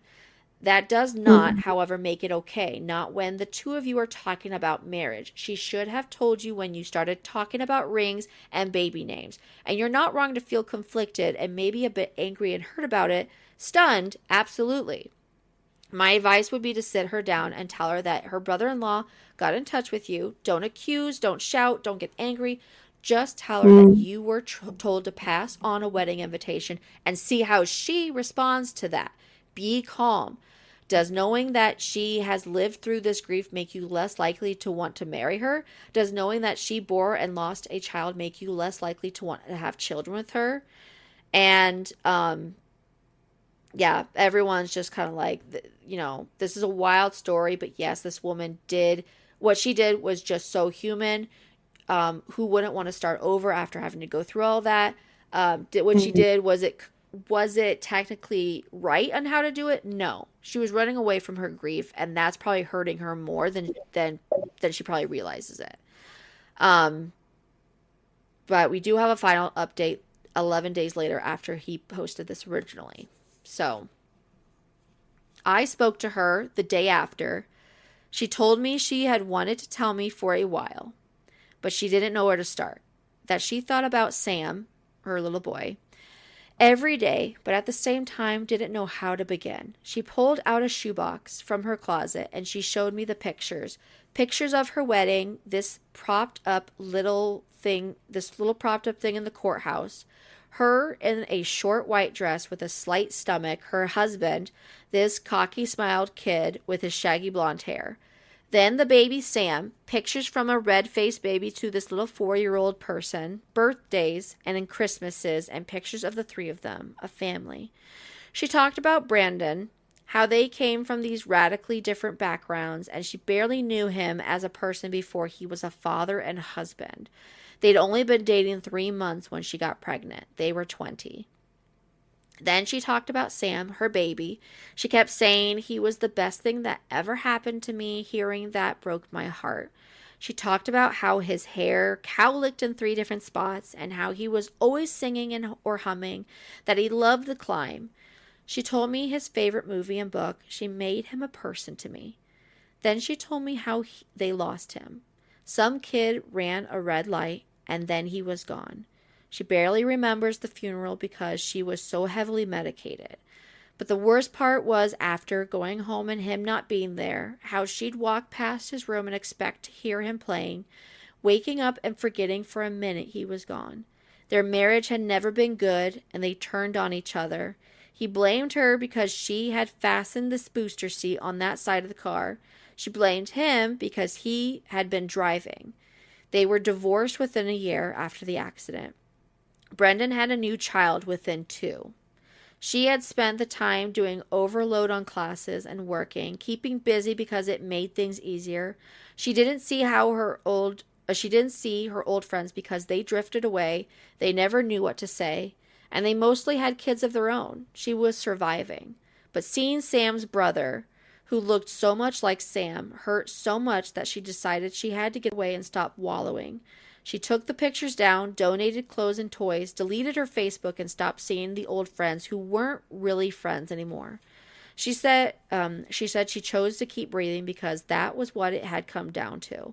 Then she met me, and she said I made her want a fresh start, a better marriage, and more children because she loved me. We talked for hours. She cried and cried for her. No, so she cried and I cried for her. I still love her, maybe more now, because I feel like she opened up so much to me. It's hard to imagine her married with a son, toys on the floor, and pictures on the fridge. It's hard because, in a lot of ways, it's the life I've been imagining with her. I still plan on marrying this woman. She's the love of my life. And that's it. So, I think that's it was a sweet ending.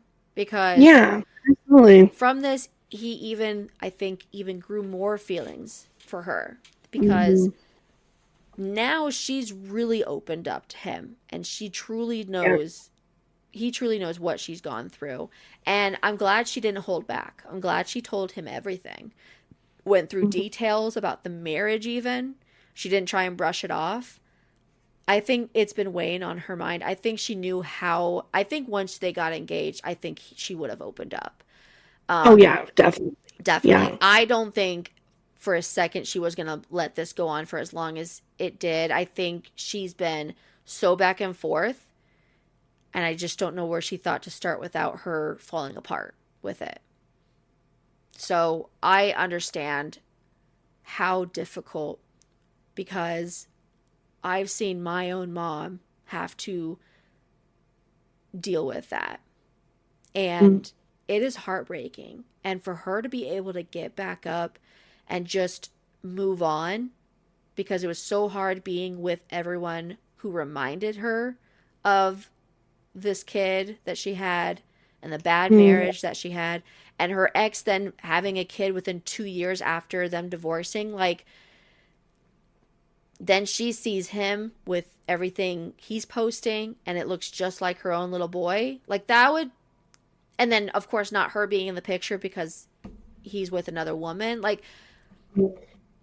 that would be this girl needs some, I think she needs a therapist, honestly, to go through, a Yeah, grief therapist. absolutely. She needs some grief counseling to go through this, because she's obviously, it's still weighing on her heart so much. And I'm so glad she's met this guy, because honestly, I think he'll be a good support system for her to not just move on, but to move on in a healthier way And to fully and heal to fully and heal. Yes, like, make, make peace and completely not let go, but let go in a healthy way that's still going to honor her son and that past marriage and all those experiences, but so that she can move on in a way that, where that part of her life is still honored, but yet she can still have a beautiful life with, yeah. you know, her new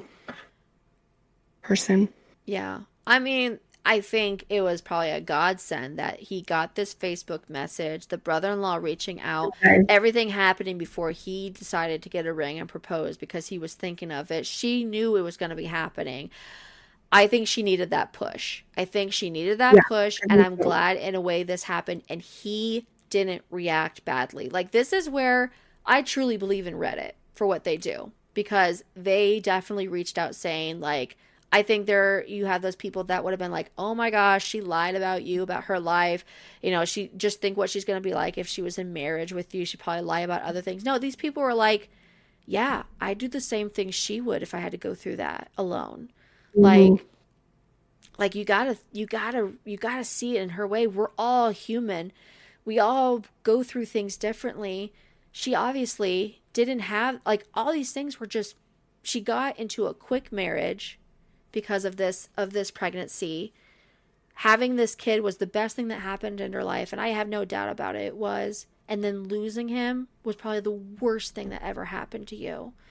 Their marriage was already on the rocks. You knew it wasn't going to last, especially with them blaming each other. And that's just happens with losing a child in a marriage. And it's those that really go through, I think, counseling and other support systems that can definitely make it through that. And obviously, I think in this situation, that just wasn't there.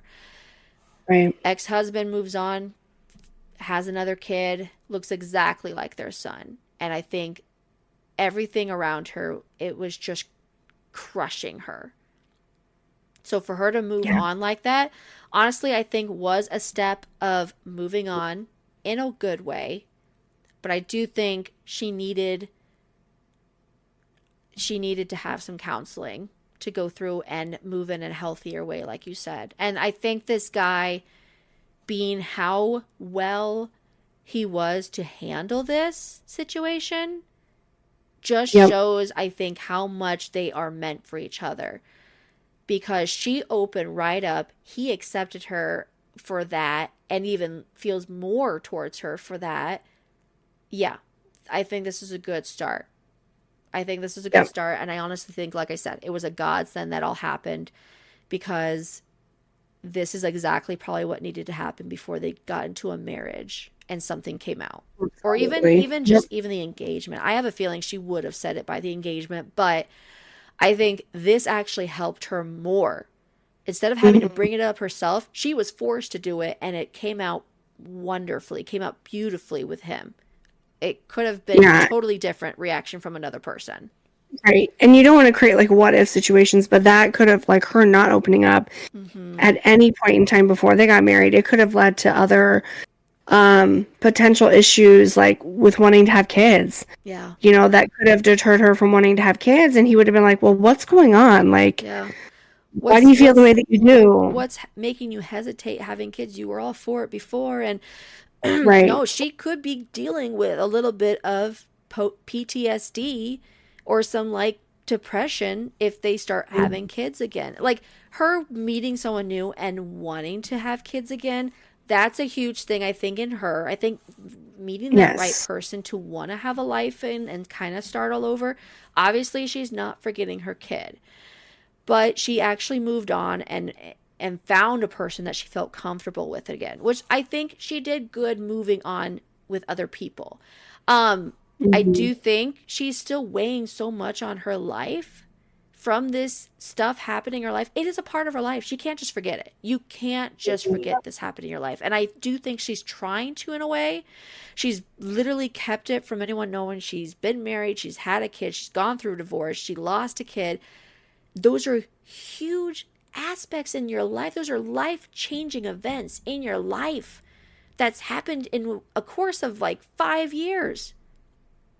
That would drive anyone crazy. That would drive anyone crazy to go through all that and to do it alone.